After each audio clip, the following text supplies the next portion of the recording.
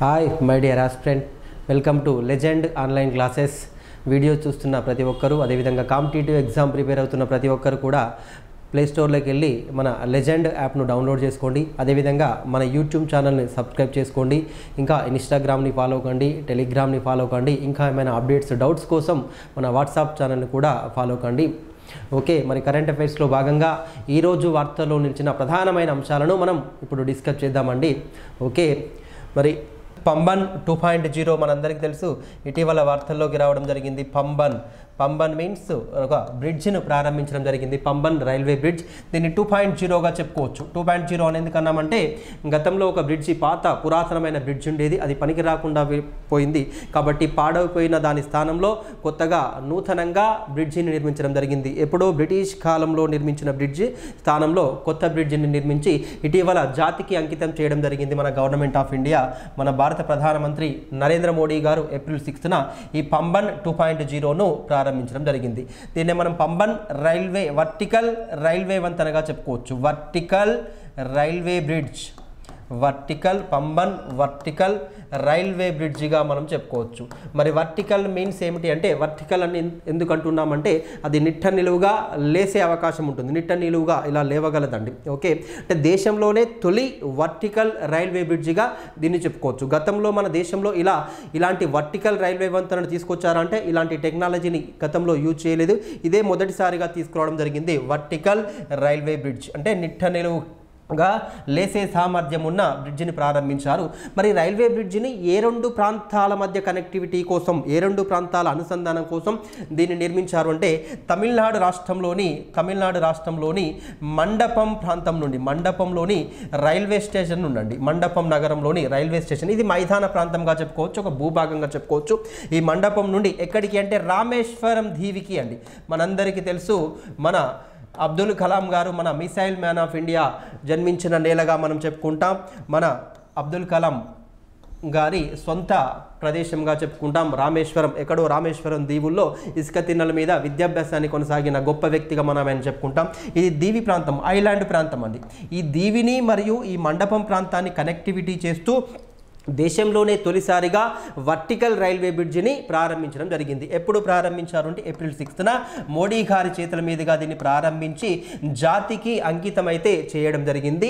తొలి vertical railway bridge. Vertical అంటే కింది నుండి వాహనాలు వెళ్ళడానికి అండి, కింది నుండి వాహనాలు వెళ్ళడానికి. వాహనాలు మీన్స్ ఏమిటంటే నౌకలు అండి, నౌకలు, సముద్రంలో నౌకలు, పడవలు, భారీ పడవలు వెళ్ళడానికి రైల్వే వంతెనగా పనిచేస్తుంది.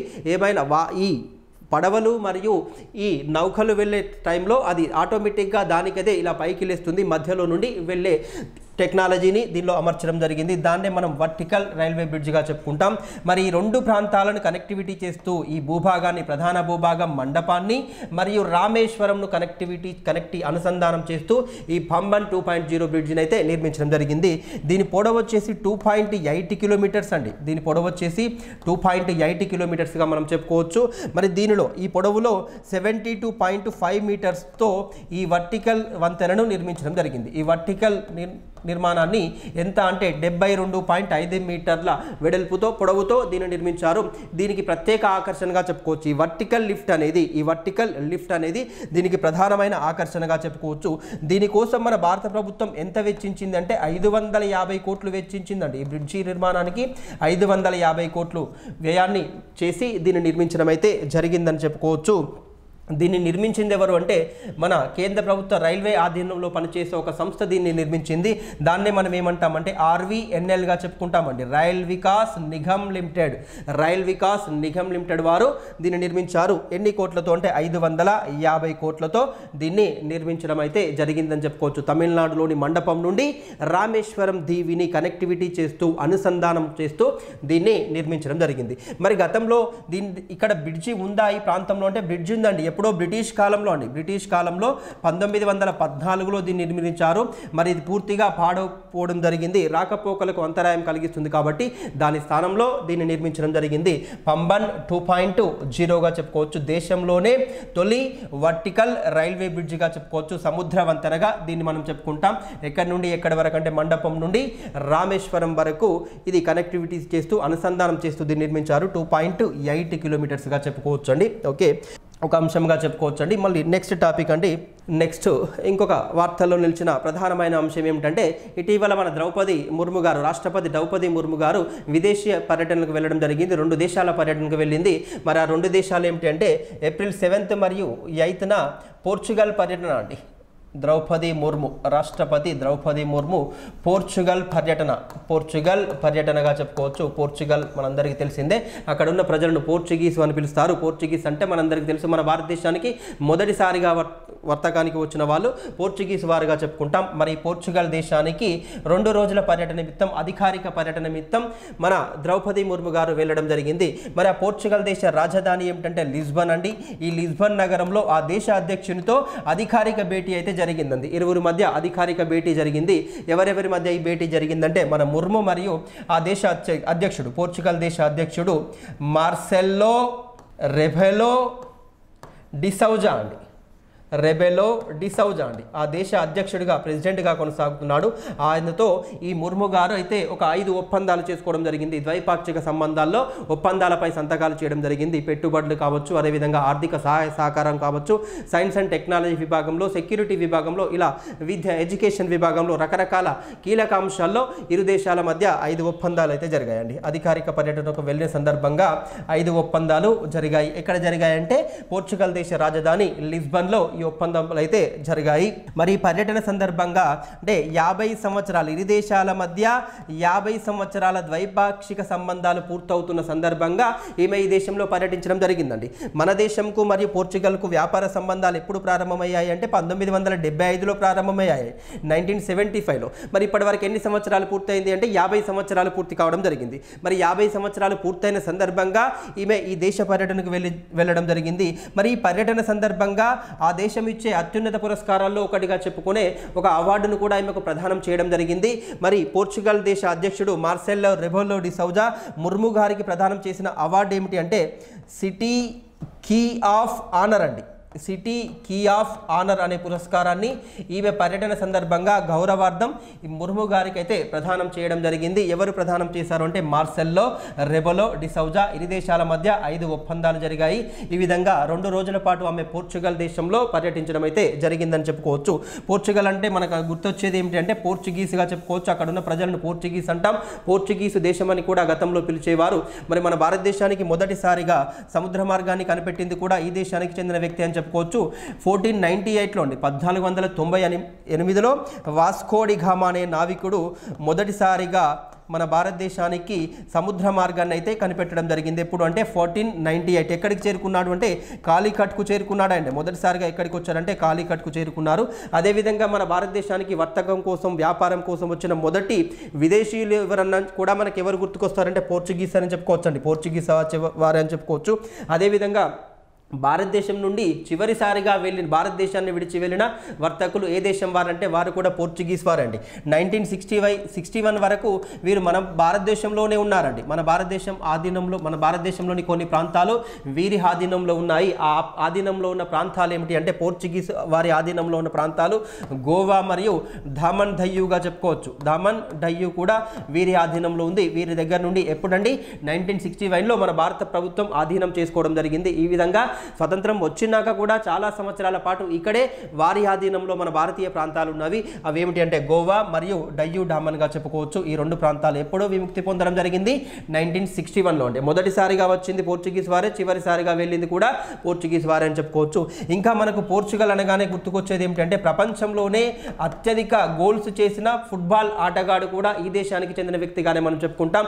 ఎవరు ఆయన అంటే క్రిస్టియానో రొనాల్డో అండి. క్రిస్టియానో రొనాల్డో ప్రపంచ దిగ్గజ ఫీఫా ఆటగాడిగా మనం చెప్పుకుంటాం. క్రిస్టియానో రొనాల్డో గారు ఏ దేశానికి చెందిన ఆటగాడు అంటే పోర్చుగల్ దేశానికి చెందిన ఆటగాడు. ఇప్పటి వరకు ఆయన 136 గోల్స్ చేశాడండి. 136 అంతర్జాతీయ గోల్స్ చేసి మొదటి స్థానంలో నిలిచిన వ్యక్తిగా మనం చెప్పుకుంటాం. ఆయన తర్వాత 2వ స్థానంలో ఉన్న వ్యక్తి ఎవరంటే లియోనాల్ మెస్సీ. అర్జెంటీనా సాకర్ దిగ్గజంగా చెప్పుకుంటాం. లియోనాల్ మెస్సీ 2వ స్థానంలో ఉన్నాడు. మరి ప్రపంచ మేటి ఆటగాడు కూడా ఈ పోర్చుగల్ దేశానికి చెందిన వ్యక్తిగానే మనం చెప్పుకుంటాం. మరి ఈ పోర్చుగల్ దేశంలో 2 రోజుల పాటు అధికారిక పర్యటన పర్యటన కోసం ఎవరు పర్యటించారు మన భారతదేశం నుండి అంటే మన ప్రెసిడెంట్ అయిన ద్రౌపది ముర్ము గారు పర్యటించడం జరిగింది. ఆ తర్వాత 9-10 తేదీలలో ఆమె స్లోవేకియా దేశంలో పర్యటించడం జరిగింది, పర్యటిస్తున్నారు. మరి అది తర్వాత మనం డిస్కస్ చేద్దామండి. ఇది అంతర్జాతీయ అంశాల్లో ఇంటర్నేషనల్ రిలేషన్షిప్లో భాగంగా ఇంపార్టెంట్ ఇష్యూగా మనం దీన్ని చర్చించుకోవడం జరిగిందండి. నెక్స్ట్ టాపిక్ ఏమి అంటే మన భారతదేశానికి చెందిన ప్రముఖ సైకత శిల్పి అండి, శాండ్ ఆర్టిస్ట్ అంటాం. శాండ్ ఆర్టిస్ట్ లేదా స్కల్పర్గా చెప్పుకుంటాం. మన భారతదేశానికి చెందిన విఖ్యాత సైకత శిల్పి ఎవరు ఆయన అంటే సుదర్శన్ పట్నాయక్ అండి. సుదర్శన్ పట్నాయక్ ఇటీవల ఒక అవార్డును అయితే గెలుచుకోవడం జరిగింది. ఒక ఇంటర్నేషనల్ సైకత శిల్పి పోటీలలో అవార్డును గెలుచుకోవడం జరిగింది. మరి ఈ సుదర్శన్ పట్నాయక్ ఏ రాష్ట్రానికి చెందిన వ్యక్తి అంటే మనందరికీ తెలుసు ఒడిశా రాష్ట్రానికి చెందిన వ్యక్తి అండి. ఒడిశా రాష్ట్రానికి చెందిన సుదర్శన్ పట్నాయక్ అంతర్జాతీయంగా ఒక గొప్ప అవార్డును సైకత శిల్పం విభాగంలో, శాండ్ ఆర్టిస్ట్ విభాగంలో ఇంటర్నేషనల్ ఫెస్టివల్లో ఒక అవార్డును, ఇంటర్నేషనల్ అవార్డును అయితే ఈయన సొంతం చేసుకున్నాడు. మరి ఈ అవార్డు ఇప్పటి వరకు ఏ భారతీయునికి కూడా లభించలేదు. ఈయనే మొదటిసారిగా అందుకోవడం జరిగింది. మరి అవార్డు పేరు ఏమిటంటే ఫ్రెడ్ డారింగ్టన్ అవార్డు అండి. Fred Darrington award. Fred Darrington award ఏ దేశానికి చెందిన అంటే యూకే, గ్రేట్ బ్రిటన్కు చెందిన గొప్ప శాండ్ ఆర్టిస్ట్గా మనం ఆయన చెప్పుకుంటాం, గొప్ప ఆర్టిస్ట్గా చెప్పుకుంటాం. అంటే సైకత శిల్పంలో ఇసుకతో శిల్పాలను చేయడం, ఇసుకతో ఆకర్షణీయమైన శిల్పాలను రూపొందించడమే సైకత శిల్పంగా మనం చెప్పుకుంటాం. మరి ఈ శాండ్ ఆర్టిస్ట్ విభాగంలో గొప్ప వ్యక్తిగా ఆయన గతంలో బ్రిటన్ దేశానికి చెందిన వ్యక్తిగా ఉన్నాడు ఫ్రెడ్ డారింగ్టన్. ఆయన జ్ఞాపకార్థం ఈ అవార్డును అందిస్తున్నారు. Fred Darrington international excellence in sand అవార్డుగా చెప్పుకుంటాం, ఇంటర్నేషనల్ అవార్డుగా చెప్పుకుంటాం. ఫ్రెడ్ డారింగ్టన్ మాస్టర్ అవార్డు అంటాం దీన్నే, శాండ్ మాస్టర్ అవార్డు అండి. ఫ్రెడ్ డారింగ్టన్ శాండ్ మాస్టర్ అవార్డుగా చెప్పుకుంటాం. ఎవరికి వచ్చింది ఈ సంవత్సరం అంటే మన భారతదేశానికి చెందిన ప్రముఖ సైకత శిల్పి శాండ్ ఆర్టిస్ట్ అయిన సుదర్శన్ పట్నాయక్ వచ్చింది. ఏ రాష్ట్రానికి చెందిన వ్యక్తి అంటే ఒరిస్సా రాష్ట్రానికి చెందిన వ్యక్తి. ఈ అవార్డు అందుకున్న మొదటి భారతీయుడిగా చెప్పుకుంటామండి. మనకి ఈ ఘనత ఏమిటి అంటే ఏ ఫీట్ సాధించాడంటే ఈ అవార్డు ఇప్పటి వరకు అత్యున్నతమైన ఈ అవార్డు సైకత శిల్ప విభాగంలో ఇచ్చే అత్యున్నతమైన ఈ అవార్డు ఇప్పటి వరకు ఏ భారతీయ వ్యక్తి కూడా లభించలేదు. ఈయన మొదటి వ్యక్తిగా మనం చెప్పుకుంటామండి.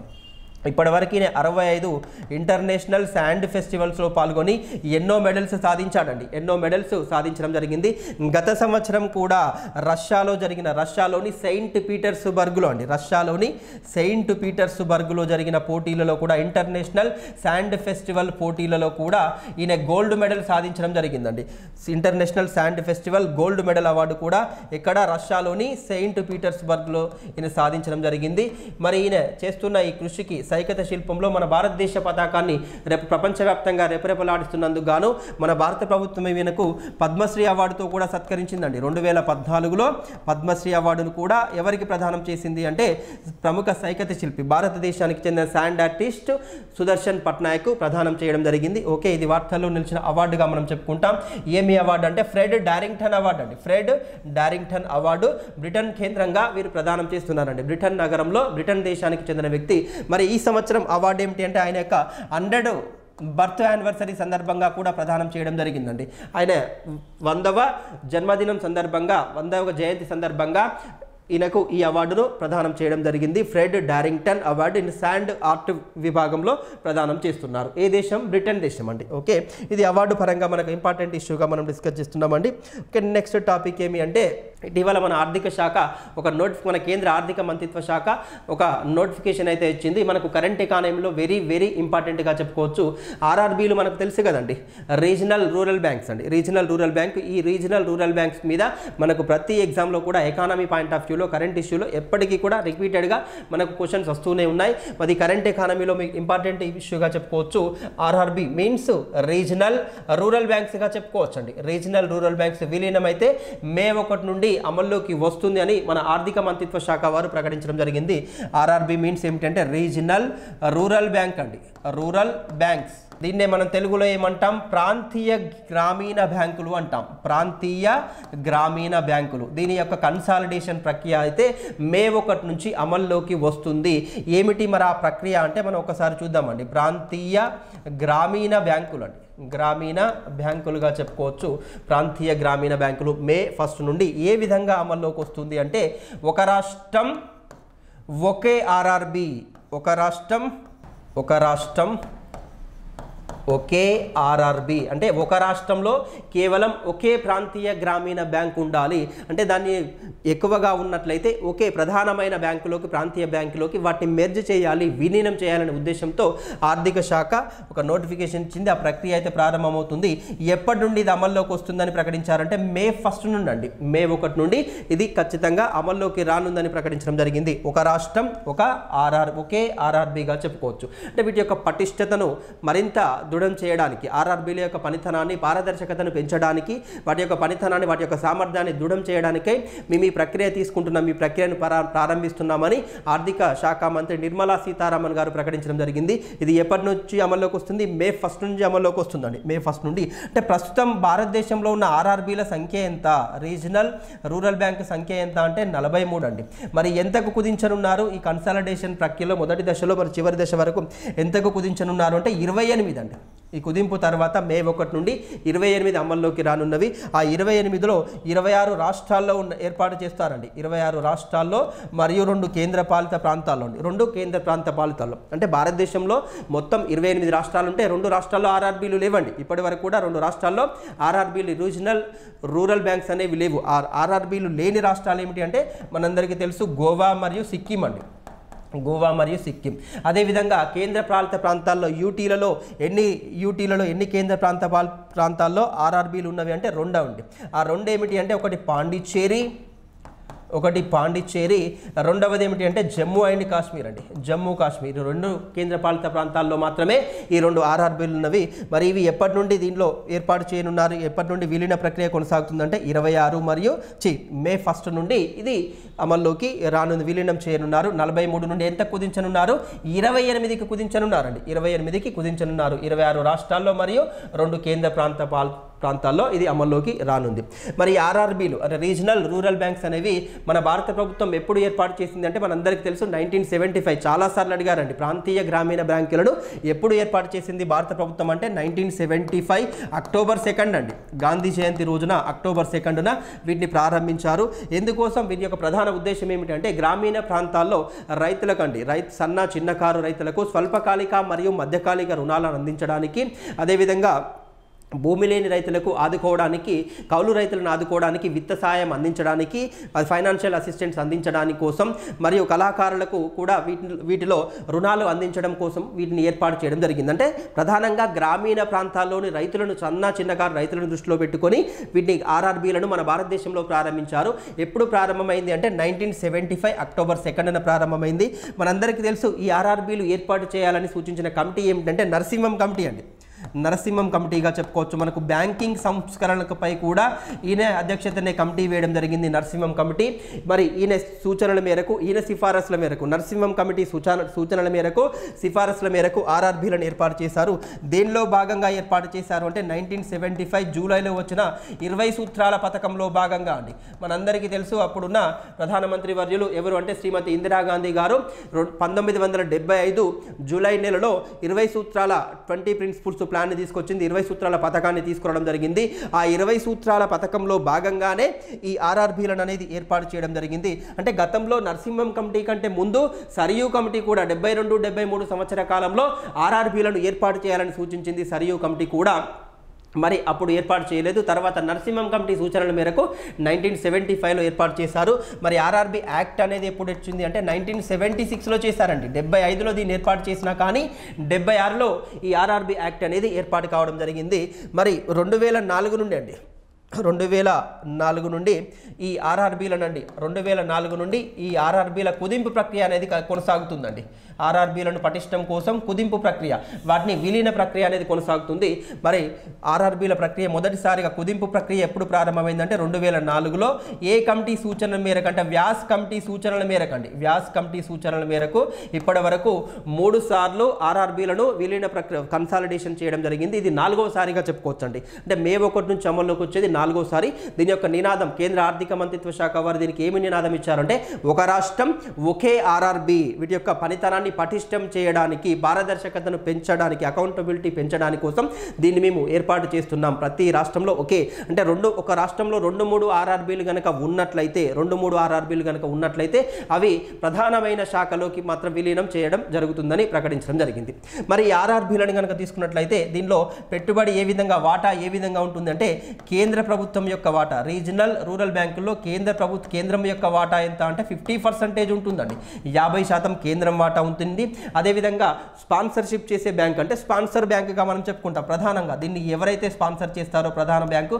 అదే మన తెలంగాణ మరియు ఆంధ్రప్రదేశ్లో తీసుకున్నట్లయితే ఈ ఆర్ఆర్బీలకు యూనియన్ బ్యాంక్ స్పాన్సర్ చేస్తుందండి అంటే వివిధ రాష్ట్రాల్లో వివిధ బ్యాంకులు స్పాన్సర్ చేయడం జరుగుతుంది ఇలా స్పాన్సర్ బ్యాంక్ యొక్క వాటా ఎంత అంటే 35% 35% ఉంటుందండి అదేవిధంగా రాష్ట్ర ప్రభుత్వం యొక్క వాటా ఎంత అంటే 15% ఉంటుందండి అంటే అత్యధికంగా ఎవరి వాటా ఉంటుంది ఆర్ఆర్బీలో అంటే కేంద్ర ప్రభుత్వం యొక్క వాటా ఉంటుంది ఈ ఆర్ఆర్బీలను 1975లో మధ్య సన్నకారు చిన్నకారు రైతులకు విత్త సహాయం అందించడానికి స్వల్పకాలిక మరియు మధ్యకాలిక రుణాలను అందించడానికి ఏర్పాటు చేయబడిన ముఖ్యమైనదిగా చెప్పుకోవచ్చు వీటిని విలీన ప్రక్రియ అనేది మే 1 నుంచి అమల్లోకి వస్తుంది ప్రస్తుతం ఉన్నవి 46గా చెప్పుకోవచ్చు ఎంతకు 43గా చెప్పుకోవచ్చు ఎంత కుదిస్తున్నారు అంటే 28 అన్ని రాష్ట్రాల్లో ప్రతి రాష్ట్రంలో కూడా ఒకే ఆర్ఆర్బీని ఏర్పాటు చేయనున్నారండి ఓకే ఇది మనకు కరెంట్ ఎకానమీలో మనకు ఇంపార్టెంట్ ఇష్యూగా మనం దీన్ని డిస్కస్ చేసామండి ఓకే నెక్స్ట్ ఇంకొక టాపిక్ ఏమి అంటే నెక్స్ట్ టాపిక్ మన పక్కనున్న ఆంధ్రప్రదేశ్లో అంటే తెలుగు రాష్ట్రమైన ఆంధ్రప్రదేశ్లో ఒక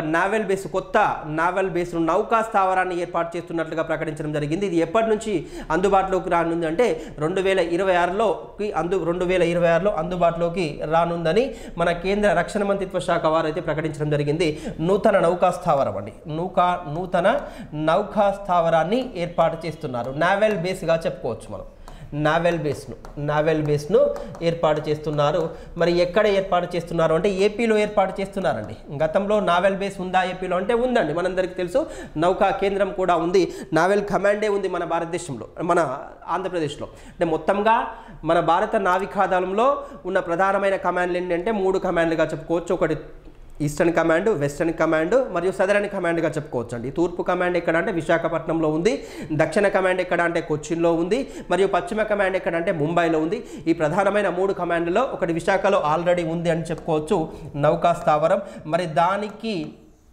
సహాయ సహకారాలు అందించడానికి అదేవిధంగా మన రక్షణ వ్యవస్థను మరియు సముద్ర నిఘా వ్యవస్థను పటిష్టం చేయడం కోసం మన సముద్ర వ్యవస్థను పటిష్టం చేయడం కోసం ఒక నూతన నౌకా స్థావరాన్ని కూడా ఏర్పాటు చేస్తున్నారు ఎక్కడ ఏర్పాటు చేస్తున్నారంటే ఆంధ్రప్రదేశ్లోని విశాఖ తీరానికి అంటే విశాఖపట్నానికి 50 కిలోమీటర్ల దూరంలో గల ఈ జిల్లా నుండే నూతనంగా ఏర్పాటైన అనకాపల్లి జిల్లాలో ఉంది ఏ జిల్లాలో అనకాపల్లి జిల్లాలోని రాంబిల్లి అనే ప్రాంతంలో దీన్ని ఏర్పాటు చేస్తున్నారు బే ఆఫ్ బెంగాల్ తీర ప్రాంతంలో బంగాళాఖాత తీర ప్రాంతంలో ఎక్కడ అంటే ఇంపార్టెంట్ పాయింట్ అండి రాంబిల్లి అనే ప్రాంతంలో దీన్ని ఏర్పాటు చేస్తున్నారండి రాంబిల్లి అనకాపల్లి జిల్లాలోని రాంబిల్లి విశాఖ నౌకా తీరానికి విశాఖ నావల్ కమాండ్కు 50 కిలోమీటర్ల దూరంలో ఏ ప్రాంతంలో అంటే రాంబిల్లి అనే ప్రాంతంలో నూతన నౌకా స్థావరాన్ని ఏర్పాటు చేస్తున్నారు మరి దీనికోసం 670 హెక్టార్ల అటవీ భూమిని ప్రభుత్వం గతంలోనే ఇచ్చేసిందండి అంటే ఎన్ని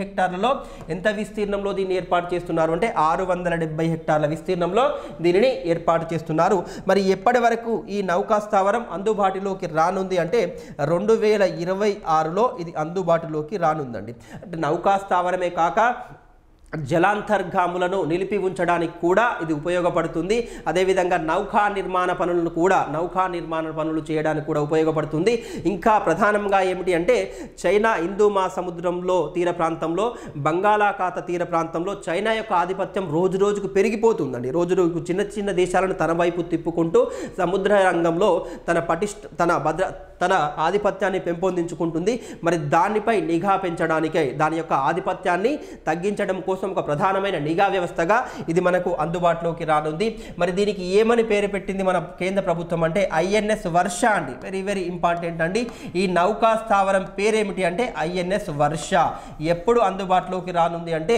2026లో అందుబాటులోకి రానుందని చెప్పుకోవచ్చు మన గతంలో అంటే ఆంధ్రప్రదేశ్లో విశాఖపట్నంలో మన నౌకా కమాండ్ ఉంది, నౌకా స్థావరం కూడా ఉందండి, విశాఖ నౌకా స్థావరం ఉంది. మరి దాన్ని ఏమని పిలుస్తామంటే హిందుస్థాన్ షిప్ యార్డ్ లిమిటెడ్గా చెప్పుకుంటామండి. హిందుస్థాన్ మన విశాఖపట్నంలో గతంలో ఉన్న నౌకా స్థావరం, నౌకా నిర్మాణ కేంద్రం ఏమిటి అంటే హిందుస్థాన్ షిప్ యార్డ్ లిమిటెడ్గా చెప్పుకోవచ్చు. ఇక్కడ కూడా నౌకా నిర్మాణ పనులు కొనసాగుతున్నవి. జలాంతర్గాములు సబ్మెరైన్స్ నిర్మాణం కూడా జరుగుతుంది. HSL Hindustan ship yard limited ఎప్పుడో 1941లోనే బ్రిటిష్ కాలంలోనే దీన్ని ఏర్పాటు చేయడం జరిగింది. భారతదేశంలోనే అతిపెద్ద నౌకాశ్రయాలలో, అతిపెద్ద నౌకా నిర్మాణ కేంద్రాల్లో ఇది రెండవదిగా చెప్పుకోవచ్చండి. అతిపెద్ద నౌకా నిర్మాణ కేంద్రాల్లో ఇది రెండవదిగా చెప్పుకోవచ్చు హిందుస్థాన్ షిప్ యార్డ్ లిమిటెడ్. మొదటిది ఎక్కడ అంటే కొచ్చిన్ అండి, కేరళ రాష్ట్రంలోని కొచ్చిన్. భారతదేశంలో అతిపెద్ద నౌకా నిర్మాణ కేంద్రంగా మనం కొచ్చిన్ని చెప్పుకుంటాం. రెండవ అతిపెద్దది ఏమిటి అంటే విశాఖపట్నంలో గల హిందుస్థాన్ షిప్ యార్డ్ లిమిటెడ్. మరి దీనికి సహాయ సహకారాలు అందించడానికి, మరిన్ని నౌకల కోసం స్థావరం ఇవ్వడానికి, జలాంతర్గాములు రిపేర్ చేయడానికి INS వర్ష కూడా అందుబాటులోకి మన కేంద్ర ప్రభుత్వం తీసుకొస్తుందండి. INS వర్షగా చెప్పుకోవచ్చు. నూతన నౌకా స్థావరం, దాని పేరు ఏమిటి అంటే INS వర్ష. ఓకే, ఇది సైన్స్ అండ్ టెక్నాలజీ డిఫెన్స్ విభాగంలో మనకు వెరీ ఇంపార్టెంట్గా చెప్పుకోవచ్చు. INS నావల్ బేస్ INS వర్షగా చెప్పుకోవచ్చు. ఎక్కడ అంటే రాంబిల్లిలో ఏర్పాటు చేస్తున్నారండి, అనకాపల్లి జిల్లాలో ఏర్పాటు చేస్తున్నారు. ఓకే, ఇది సైన్స్ అండ్ టెక్నాలజీ విభాగంలో ఇంపార్టెంట్ ఇష్యూగా చెప్పుకోవచ్చు అండి. ఇంకా నెక్స్ట్ టాపిక్ ఏమిటి అంటే ఇటీవల మన భారతదేశం వార్తల్లో నిలిచింది ఏమిటంటే ఐక్యరాజ్య సమితిలోని ఒక ఏజెన్సీకి పర్యవేక్షక దేశంగా ఎంపిక కావడం జరిగిందండి. ఏమిటి అదంటే ఐక్యరాజ్య సమితిలోని ఏ విభాగం అంటే మనందరికీ తెలుసు అంక్టాడ్ అంటామండి. అంక్టాడ్లోని ఏ విభాగం అని చెప్పుకోవచ్చు అంటే ఇసార్ అనే ఏజెన్సీ అండి. ISARగా చెప్పుకోవచ్చు. మరి దీనికి ఒక 3 సంవత్సరాల కాలానికి 2025 నుండి 2027 డిసెంబర్ 31 వరకు ఈ పదవిలోకి అయితే ఉండడం జరుగుతుంది. ఈ పదవిలో ఇసార్ బాధ్యతలను ఎన్ని సంవత్సరాల పాటు మన భారతదేశం కొనసాగించబడుతుందంటే 3 సంవత్సరాల పాటుగా చెప్పుకోవచ్చు. ఐక్యరాజ్య సమితిలోని అంక్టాడ్ అంటే గ్లోబల్ ఎకానమీపై, గ్లోబల్ ట్రేడ్పై, కార్పొరేట్ ఇష్యూస్పై ప్రధానంగా దేశాలకు సహాయ సహకారాలు అందిస్తూ రిపోర్ట్స్ను పరిశీలిస్తుంది ఈ అంక్టాడ్ అనే సంస్థ. మరి దానిలో ప్రధానమైన ఏజెన్సీ అంటే ఇసార్గా చెప్పుకోవచ్చు. ఇసార్ అబ్రివేషన్ ఏమిటి అంటే international standards of accounts and reports అండి. స్టాండర్డ్స్ ఆఫ్ అకౌంట్స్ అండ్ రిపోర్ట్స్గా చెప్పుకోవచ్చు. మరి ఈ సంస్థ ప్రపంచవ్యాప్తంగా ఆర్థిక స్థితిగతులపై ఐక్యరాజ్య సమితిలోని సభ్య దేశాల్లోని ఆర్థిక స్థితిగతులను అంచనా వేస్తుంది. కార్పొరేట్ విషయాల్లో రిపోర్ట్స్ను రూపొందిస్తుంది. వాటి యొక్క ఫ్రేమ్వర్క్ను రూపొందించి నివేదికలను విడుదల చేయడం జరుగుతుంది. అంటే ఆర్థిక వృద్ధిని ఎలా సాధించాలనే అంశాలపై లోతుగా పరిశీలించి నివేదికలను రూపొందించి మిగిలిన సభ్య దేశాలకు అందజేయడం జరుగుతుంది. మరి మన భారతదేశం కూడా అతిపెద్ద ఆర్థిక వ్యవస్థగా అవతరిస్తున్నందుకు నిదర్శనంగా ఈ ఎంపిక అనేది చెప్పుకోవచ్చు అండి. ఎందుకు అంటే చాలా దేశాలు పోటీ పడ్డా ఏకగ్రీవంగా మన భారతదేశాన్ని ఈ ఐక్యరాజ్య సమితి అనేది ఎంపిక చేసింది. ఇందులో ఎన్ని సంవత్సరాల పాటు కొనసాగుతుంది, పదవీ బాధ్యతలు చేపడుతుందంటే 3 సంవత్సరాలు. ప్రస్తుతం ఈ 3 సంవత్సరాల పదవీ కాలానికి ఎన్ని దేశాలు ఎంపిక అయ్యాయంటే 34 దేశాలు ఎంపిక కావడం జరిగిందండి. ఇందులో అమెరికా కూడా ఉందని చెప్పుకోవచ్చు.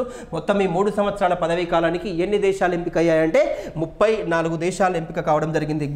గ్లోబల్ ఎకానమీపై, ప్రపంచ ఆర్థిక వ్యవస్థపై, ప్రపంచ మార్కెట్లపై లోతుగా పరిశీలించి నివేదికలు రూపొందించడం వీటి యొక్క ప్రధానమైన ఉద్దేశంగా చెప్పుకోవచ్చు.